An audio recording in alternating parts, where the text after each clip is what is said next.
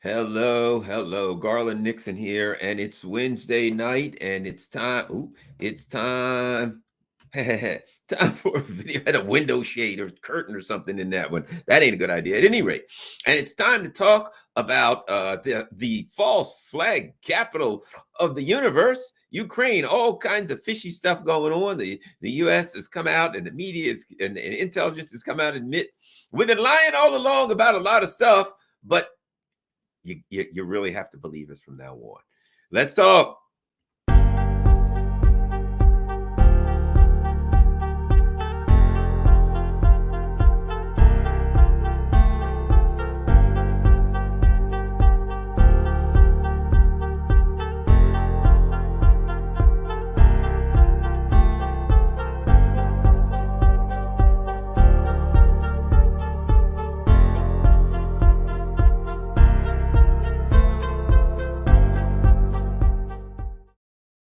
Hello, and welcome to the false flag capital of the world. It's Ukraine. Hi, my name's Garland Nixon, live from the false flag factory on the outskirts of Kharkov. That's right.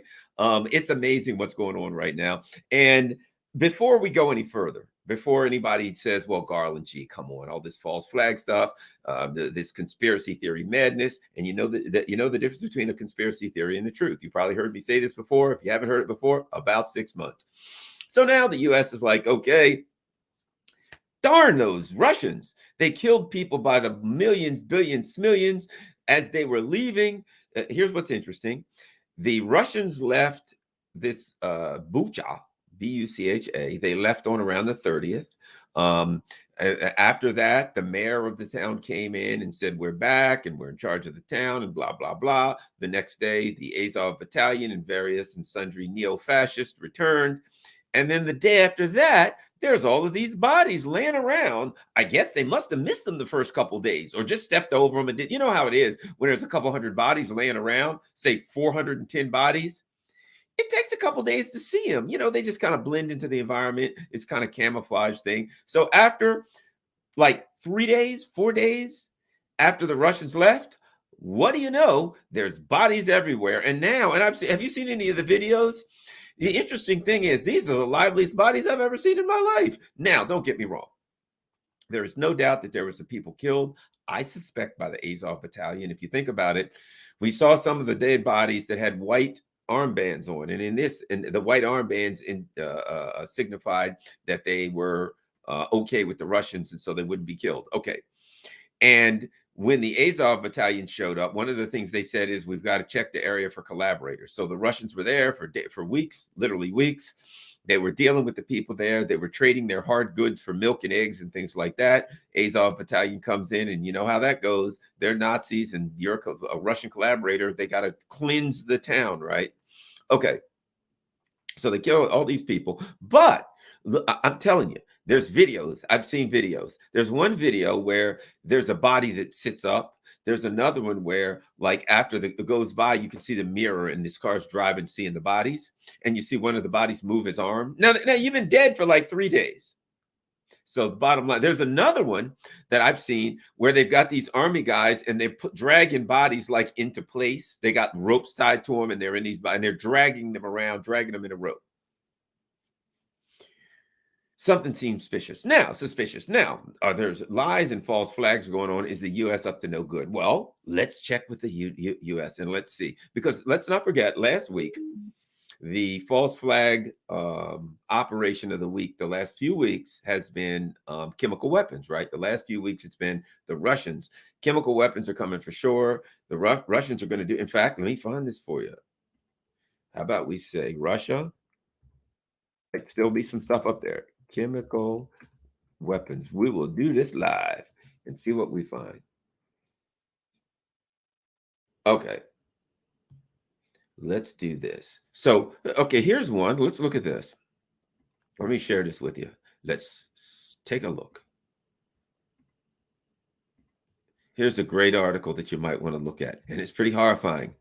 Allies see growing risk that battered Russian forces use chemical weapons.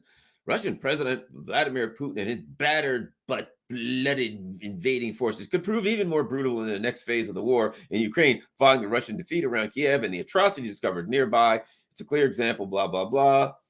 And they go on to say, we should prepare for the worst. One senior Baltic official, the people who despise the Russians with the heat of a million suns, one senior Baltic official surmised that Putin would authorize the use of chemical weapons only if it seemed useful to help Russian forces achieve important tactical victories. Okay. Well, let's take a look at this. Here's an article, a new article today, NBC News. In a break with the past, U.S. is using intel to fight an info war. Here's what kills me. In a break from the past, do you know that Reuters, the actual Reuters newspaper, was started and funded by the British government as a basically information op against the Soviet Union? So in a break from the past, God knows they never did that during the run up to the invasion of Iraq War, during COVID, during Al-Qaeda or Bin Laden. There are no information wars going there. They've been telling us the truth. And now, suddenly, they're so desperate that in a break with the past, U.S. is using intel to fight an info war with Russia, even when the intel isn't, quote, rock solid. Where have I heard that before? So they lied us into a war in Iraq, and afterwards they say, well, the info wasn't as rock solid as we thought it should be, but I mean, we wanted to invade them, so what the hell? We didn't care. We lied. It doesn't have to be solid intelligence. One U.S. official said, oh, really? It doesn't? So now the United States government and our media is saying things when they don't have rock solid evidence. Who would have ever thought that? I'm quite frankly, I'm shocked. But let's move forward. It's more important to get out ahead of them, the Russians, Putin specifically, before they do something. So it doesn't matter if we got evidence. Look, the Russians are going to do something, whatever the hell it is. So we got to get out ahead of them without evidence and make an accusation. Well, let's go further and see just how far that goes. You might notice. Now, let's start with this. This is very important, I think, and this is of consequence. And we're going to look this guy up. By Kendalls.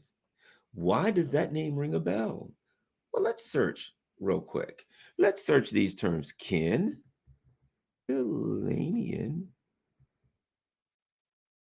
CIA. Let's see what we find. LA Times, disowned reporter outed as a CIA collaborator. Wonder who that could be. It's a picture of Kendalls. Shocking. Recently released emails indicate that prominent national security reporter Kendalls shared stories prior to publication with the CIA press office, seeking their approval, according to a story on The Intercept. Let's continue. There he is, Kendalls. Recently released emails indicate that prominent national security reporter Kendalls, formerly of the Los Angeles Times, shared stories prior to publication with CIA press office seeking their approval, according to a story on The Intercept. Now, it is not uncommon. Now, listen to this. Now, it's not uncommon for national security reporters to vet facts with government functionaries. Vet facts? But the emails indicate Delaney went much further than that, not only sharing stories prior to publication, but he also entered in discussions with how the CIA could bend public opinion of drone strikes their way.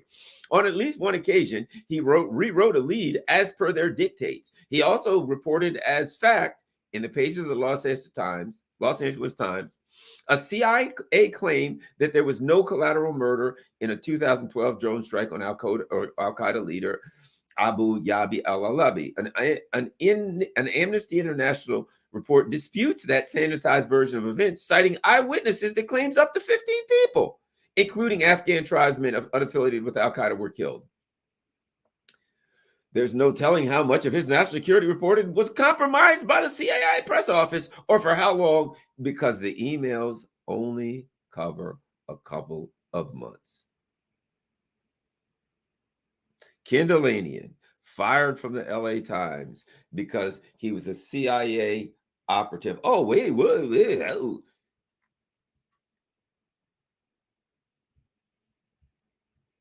So that's him. There's Politico. You don't believe me? Let's look at Politico. Kendalls sent drafts of his stories to and closely worked with members of the CIA press office prior to publication. Here's an email. This is Kendalls talking to the CIA. I'm working on a story about congressional oversights of drone strikes that can present a good opportunity for you guys. Delanian wrote in one email to a CIA press officer, explaining that what he intended to report would be reassuring to the public about CIA drone strikes. In another, after a series of back and forth emails about a pending story on CIA operations in Yemen, he sent a full draft of an unpublished report along with the subject line, "Does this look better?" in another. He directly asked the flack, "You wouldn't put out disinformation on this, would you?" The CIA. So that's the guy who wrote this story we're about to read, because after he was fired by the LA Times for being a CIA operative, for sending his stories to the CIA to be vetted before he sent them to his own publisher, for asking the CIA how he could help them and what they wanted, he was fired for that. And then, shockingly, he was hired by NBC News, and you might frequently see him on MSNBC. How's that? All right, let's move. So what does Kendalls have? Let's read. Kendalls, a guy, if it comes to the CIA, here's a guy that would know. But listen to this. In the era of false flags, I think you need to at least hear these first two paragraphs. It was an attention-grabbing assertion that made headlines around the world. U.S. officials said they had indications suggesting Russia might be preparing to use chemical agents in Ukraine. President Joe Biden later said it publicly.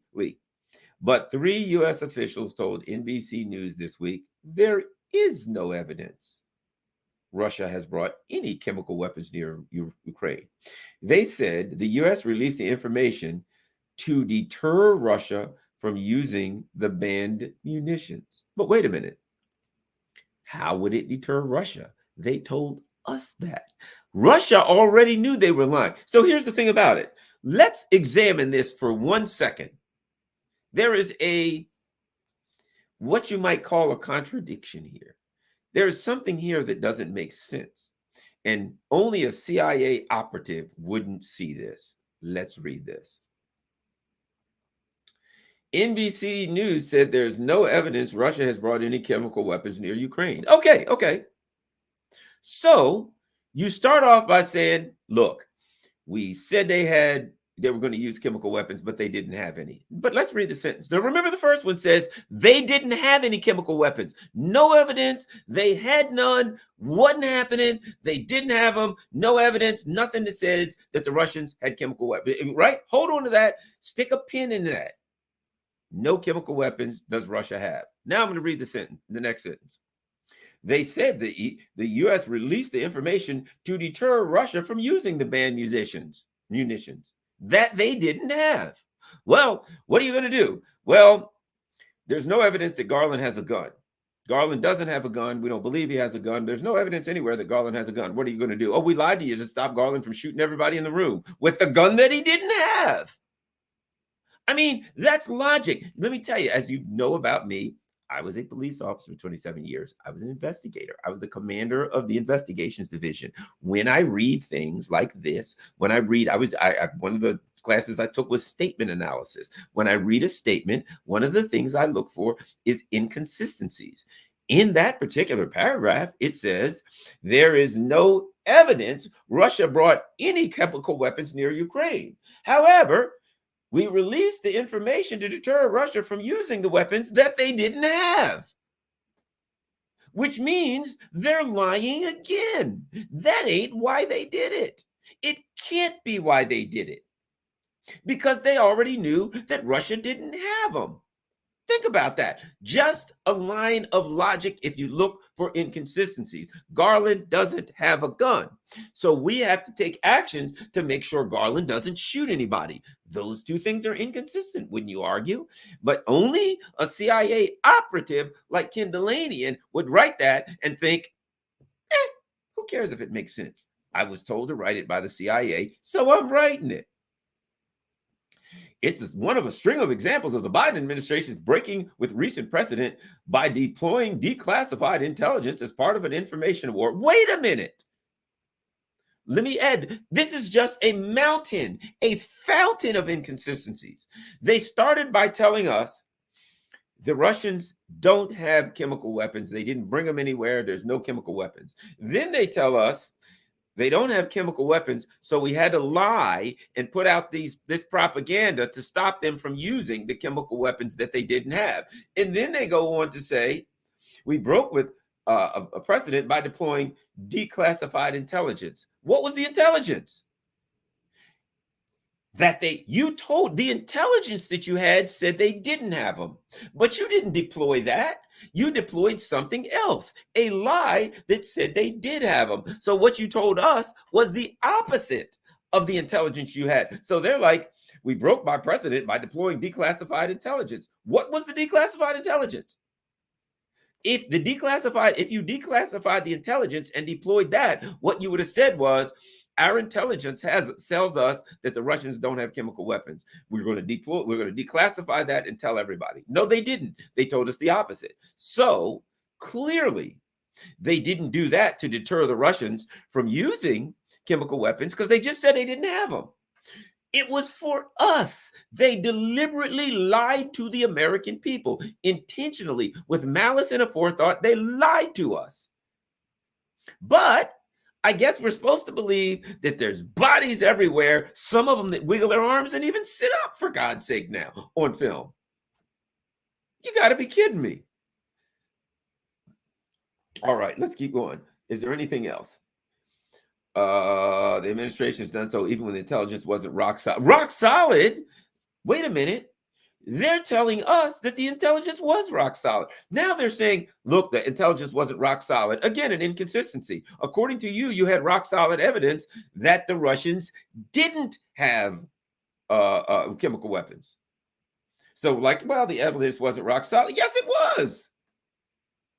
You simply lied to us. That was an intelligence operation. It was a propaganda operation. It was a false flag operation against the American people.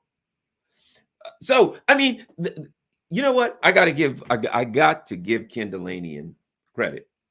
I have never seen anyone that could put this many in, and I was a police officer for many years. Trust me, I read a lot of investigations. I have never seen anyone that could put an inconsistency in every sentence. Let's keep going. The administration has done so even when the intelligence wasn't rock solid to keep Russian President Vladimir Putin off balance.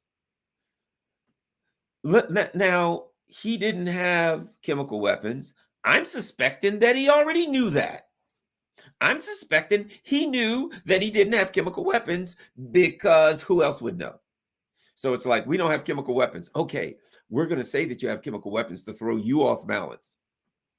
How will that throw him off balance? He already knows it. He knows, there's three parties involved. Putin and the Russian military staff know that they don't have chemical weapons. Our intelligence community knows that they don't have chemical weapons. So you're not throwing any, none of those are going to be thrown off balance. The only third party is us. Who you were trying to throw off balance is us. You lied to us.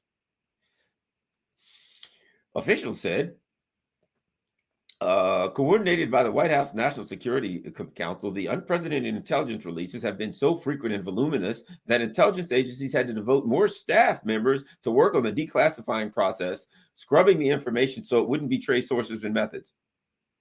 Well, bad news. What sources or methods are you going to betray? So you lie to us and say they may use chemical weapons when they don't have them. And then you're like, it was real hard, man, because we had a lot of sources that we didn't want to betray.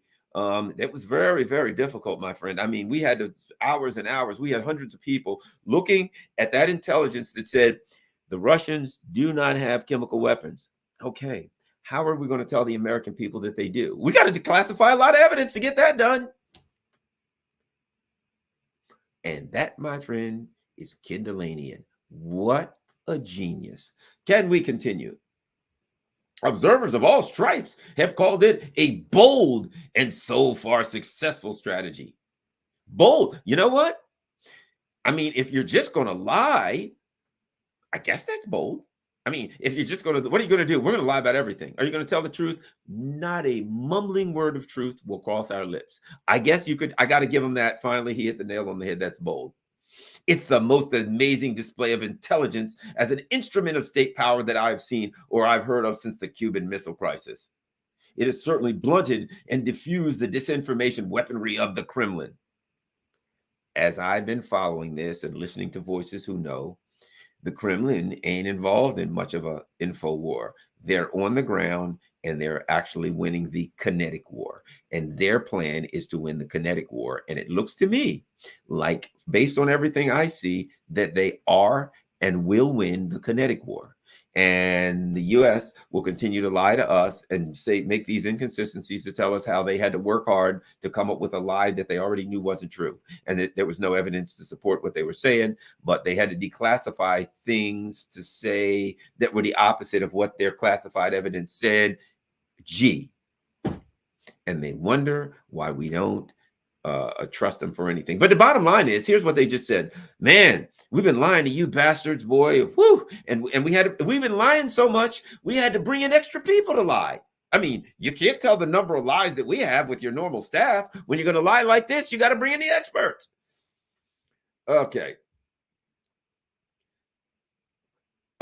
Just this week, National Security Advisor Jake Sullivan stood at the White House podium and read out what officials said was more declassified evidence, asserting that Russia's pullout from areas around Kyiv wasn't a retreat, but a strategic deployment that signals a significant assault on eastern and southern Ukraine, one that officials believe could be a protracted and bloody fight. Well, just last week and the week before, I heard Scott Ritter online say, you know, the Russians are going to leave. They've just got those troops holding there so they can. It was a feign so they could hold these troops and hold the troops in Kiev in place, and then they were all going to make their move. And for the last month, Alexander Mercouris, Scott Ritter, on and on, people have been saying, well, you know, the big fight is going to be in Donbass. They're going to put all their troops there. But Jake Sullivan just found out a couple of days ago. Where did he get that classified intelligence? Maybe he watched the Duran. Maybe he's been watching my show. Maybe he's been listening to the radio and listening to Scott Ritter on Sputnik or RT or something. I don't know. But Scott Ritter's been saying it. Alexander Mercouris has been saying it. All these people have been saying it. And now Jake Sullivan finally figured it out. I guess he had to go to declassified sources because maybe he doesn't have YouTube or Rumble or Odyssey where you can find a million freaking people who've been saying it for the last 3 weeks. The idea is to preempt and disrupt the Kremlin's tactics. Complicate its military campaign. Think about this. There are people on the ground with tanks. And here's your plan. You're going to lie to the American people in an attempt to disrupt the Kremlin. Well, let me ask you this. If you lied to the Kremlin, would it disrupt the American people? I don't know. So now we're to believe that you're lying to us to disrupt the Kremlin. Gee, you know what? If that's the case, the Kremlin is disrupted as hell because they've been telling us lies for a long time. Oh, the lies have been a-coming. All right. Once again, by the way, if you're watching it, don't forget, hit that like button, hit it, like.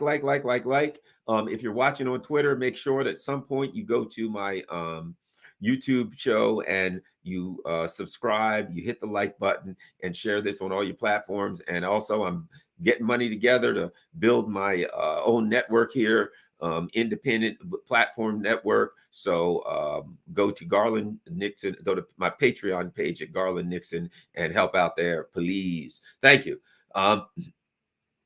Some officials believe, however, that trying to get into Putin's head is a meaningless exercise because he'll do what he wants regardless. Whoa, gee, you think? Now, and again, the inconsistencies. They lied to us about chemical weapons. They knew that Putin wasn't using chemical weapons. Of course, if they knew that Putin wasn't using chemical weapons, I'm guessing, not 100% on this, I'm guessing that Putin knew. If they knew the Russians didn't have chemical weapons, I'm guessing that the Russians knew. So how, this is what I got to understand there, Kendallanian. How does lying to the American people, saying that the Russians have chemical weapons when they don't, get into Putin's head? Somebody could straighten that out to me. I don't know. After this story was published, a U.S. official told NBC, I love that, a U.S. official, an anonymous official who likely is stationed right in NBC News headquarters, I'm thinking, that the U.S. government's effort to strategically downgrade intelligence to share with allies and the public is underpinned by a rigorous review process by the National Security Council and the intelligence community to validate the quality of information and protect sources and methods. We only approve the release of evidence of intelligence if we are confident that those two requirements are met. Well, wait a minute. You started off by telling us that you lied to us. You lied to us in order to get in Putin's head, and then you say, and the intelligence that we release, we got to review it and make sure that it's that it goes through a review. We validate the quality, we protect the sources of the sources and methods, and then we lie through our stinking teeth. If you're making up lies, I'm guessing there are no sources and methods behind lies. What you made it up out of whole cloth. Yet we're to believe that there's sources and methods. See, what happens is this article is another false flag. This article starts by saying, we lied to you bastards. We lie like a rug. And then it implies that they're acting in a practical, in a methodical, and intelligent manner. We lied to you like hell, but the information we gave you was well vetted. It wasn't true, but it was well vetted untruths. The biggest success of the U.S. information offensive may have been delaying the invasion itself by weeks or months, which officials believe they did with accurate predictions that Russia intended to attack based on definitive evidence. Okay, let me start here. Hey, we think we were able to delay the invasion. Well, that makes no sense to me. And based on the fact that you lie about everything, why would I believe that? Oh, by the way, let's start it off. We lied to you like hell. Now, believe the rest of this article. But here's my thing. Let's be honest. We had success. Why? Well, this guy was going to stab Garland to death, right? Yeah. We were able to stop him for almost 2 hours. Where's Garland? Well, he's dead now. The guy stabbed him. We were able to give him an extra 2 hours of life. Wouldn't you want to prevent the stabbing? Well, that would be success. Of what value is it? Let's be honest about it. From a strategical perspective, if the Russians are going to invade Ukraine, of what value is it to put it off for a week or two or a month or two if it's going to happen anyway? Of what helps what by putting it off for a little while? If you're saying our great success was postponing it for weeks, maybe even months, we don't know. We don't know anything. We lie all the time. But hours, years, who knows, probably decades. We put it off by millennia. The Russians were going to invade in the year 1300, and we put it all the way off till now. Why should I believe you? You just told me you lie about everything, you lying bastard, you. But at any rate, so the bottom line is this. The article is false flag. The whole article is a false flag. It's written by a guy. Let's start from before we even get into the article. I present to you my first piece of evidence, dear friends and neighbors.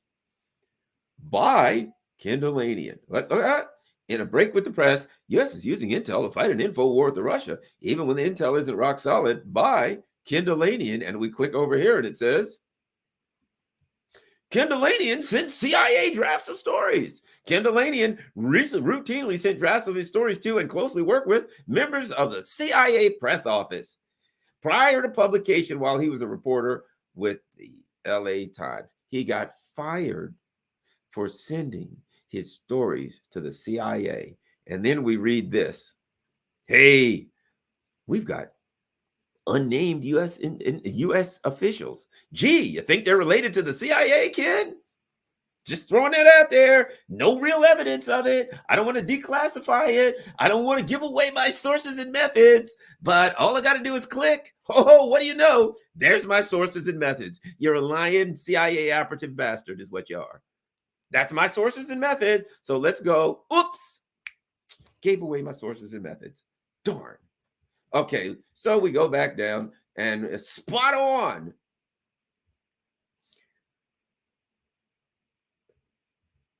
A former U.S. official said administration officials believe the strategy delayed Putin's invasion from the first week of January till after the Olympics. CIA Director William Burns, former ambassador to Russia, told lawmakers in a congressional hearing, in all the years I spent as a career diplomat, I saw too many instances in which we lost information wars with the Russians. The same William Burns, former ambassador to Russia, former diplomat for the United States to Russia, who said many years ago that if we didn't stop doing this, that Russia would invade. He didn't have to wait until weeks, 10, 20 years ago. This man said the NATO buildup on the Russian border is very dangerous and may end up causing a war.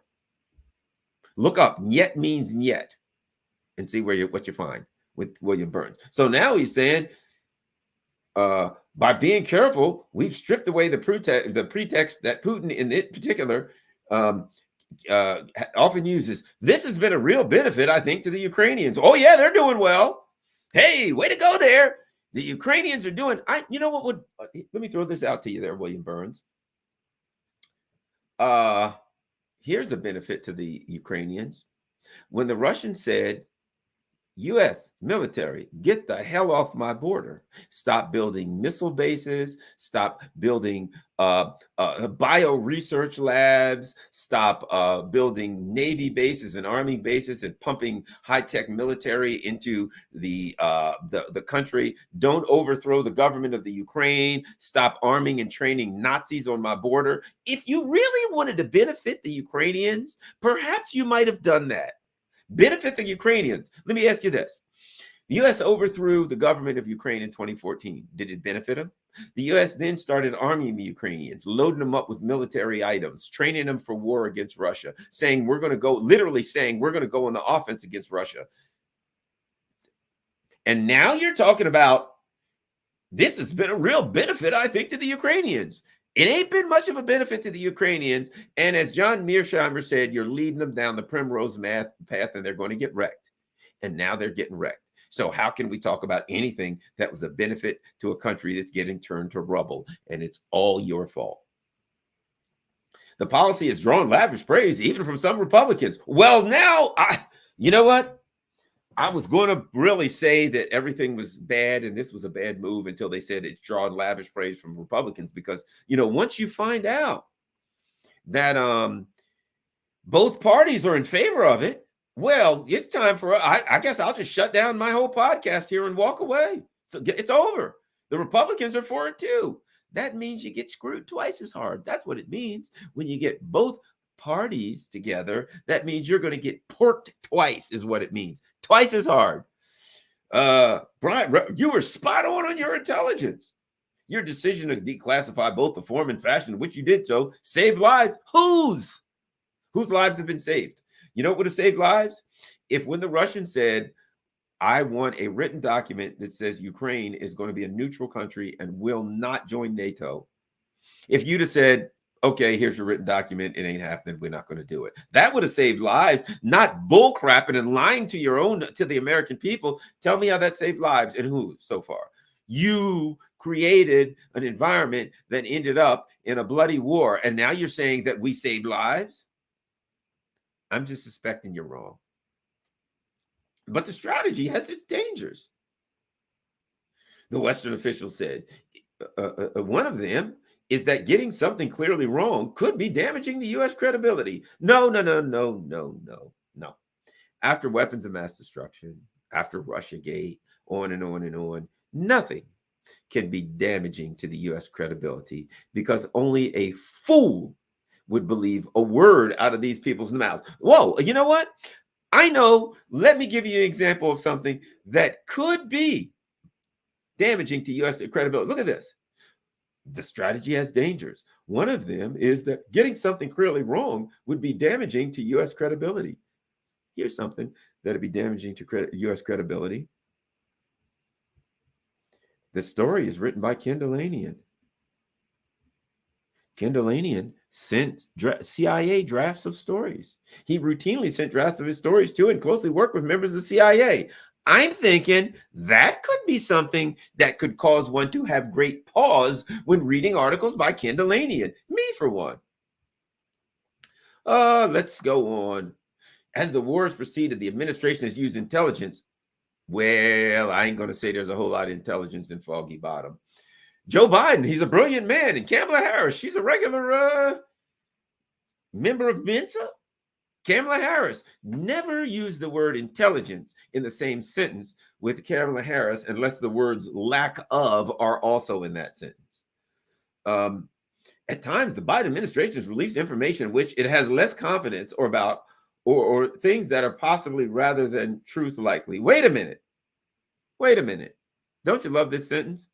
At times, the Biden administration has released information in which it has less confidence.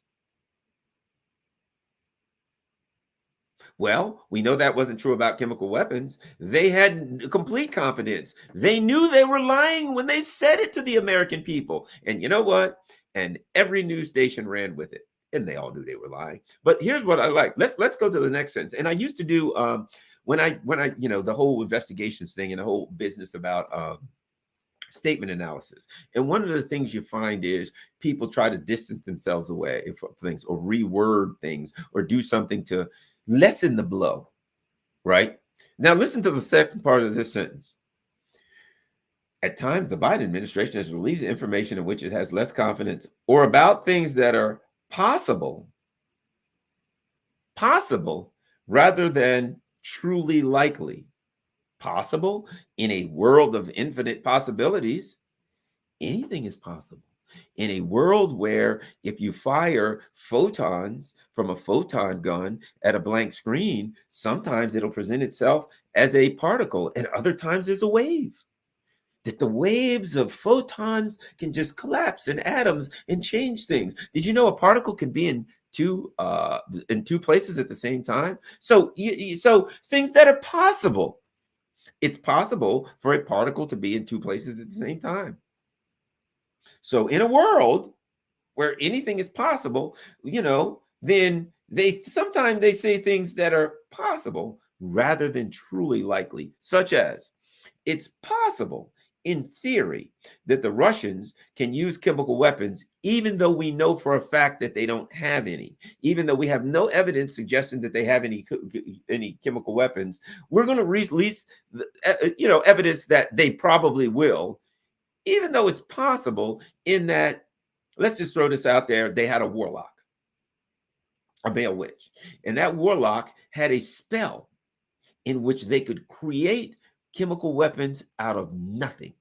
So the Russians didn't actually, or how about this? They could transport magically chemical weapons from another place to the battlefront, boom, and use them. Now, I would then argue, if you had a warlock, why not just turn the enemy into frogs? That would be easy, and then they'd hop away. But that ain't the Russians. They're much more devious than that. So it is possible that even though the intelligence community knew that the Russians had no chemical weapons or had no evidence suggesting that they did, it's possible that they had a warlock, if there were such things. And that the warlock you could make a magical spell, if there was such thing as magic, and transport the stinking chemical weapons to the front, then tossing them on the enemy and killing them with chemical weapons. What a brilliant plan. And we'd never see it coming. That's the thing about that plan. It's so brilliant and it's possible. You'd never see it coming. Who'd think about a warlock? And then all the warlock would have to do is disappear, because let's face it, he's a warlock.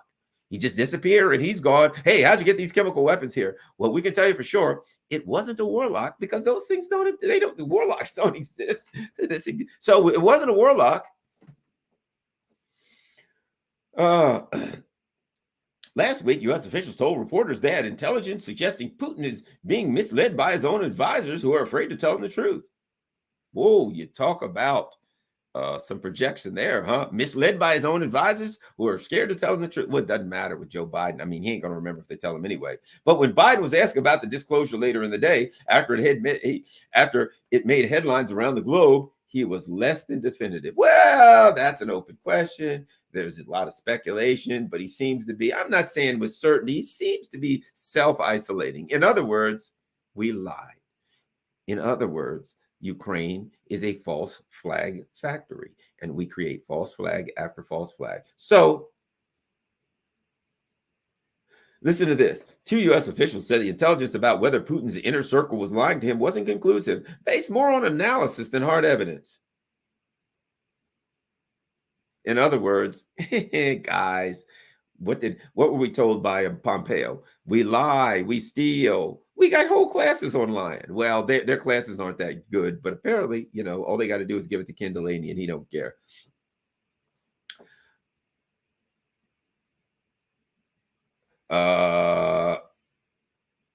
Likewise, the charge that Russia had turned to China for potential military help lacked hard evidence, lacked any evidence. Russia sells military stuff to China. You know what? You know what country is the second leading exporter in the world of military hardware? Number one is the United States. Number two is Russia. They sell a lot of stuff to China and India, right?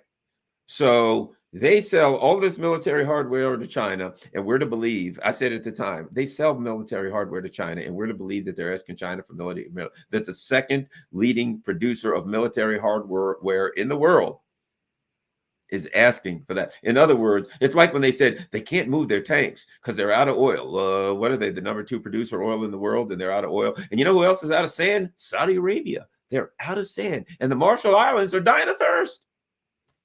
No ice in Alaska. The Eskimos, they're burning up. They're burning to death. The U.S. official said there are no indications China is considering providing weapons to Russia. The Biden administration put that out as a warning to China not to do so. Wait a minute. Again, there's an inconsistency. They said to the American people, hey, American people, China is going to send weapons to Russia. Even though China buys weapons from Russia, because Russia is the second leading producer of weapons in the world. Why'd you lie to the American people? So China, the country that buys lots of weapons from Russia, yeah, we wanted to make sure they didn't give any of them back. We did that to warn China not to do so. Might I add, do you think China's going to listen to you if they were? But wait a minute. You said we don't have any evidence that they're going to do that. And in fact, they buy weapons from Russia. So we lied to the American people so they wouldn't do something that we had no evidence that they were doing. And the actual evidence says they'll do the opposite. Man, these people ain't even good liars. What a great article. The European official described the disclosure as a public game to prevent any military support from China. Again, oh, it's a public game. You weren't telling China that. They already knew. What? Hey, China's giving weapons to, hey, China, guess what? You're giving weapons to Russia. What the hell are you talking about? No, we're on. Yeah, but the American people don't know that. Poor idiots. It's all a game. The false flag is being played on us, not them.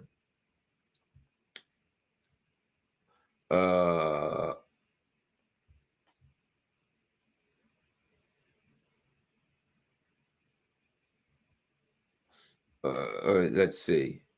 The U.S. can bolster support from allies only by listening to this, waging the truth in the public domain against America's 21st century challenges. Well, that explains why they don't have any support. We requested this.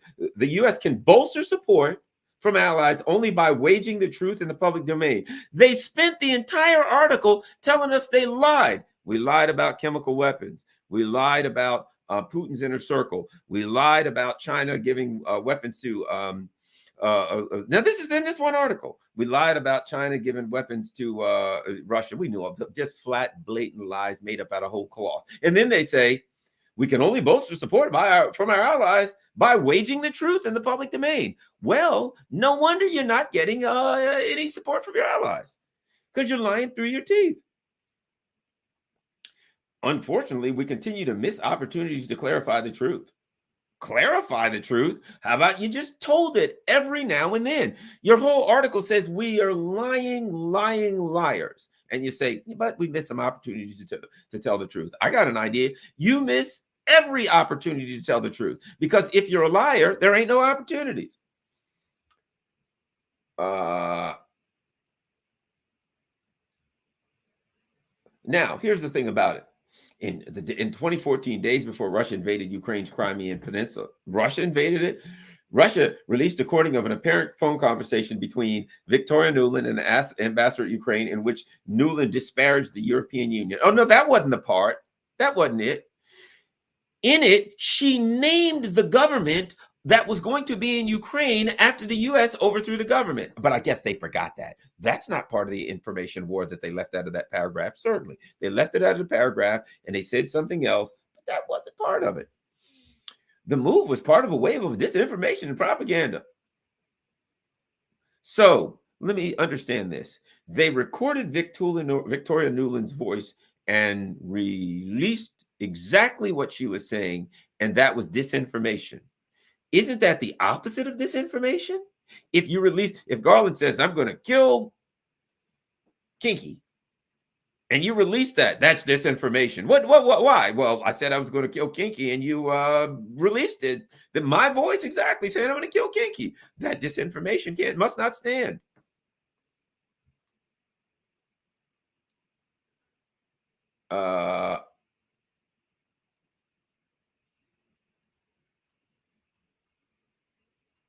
So, I mean, and there we go. Here's the people that wrote it. Kendalls.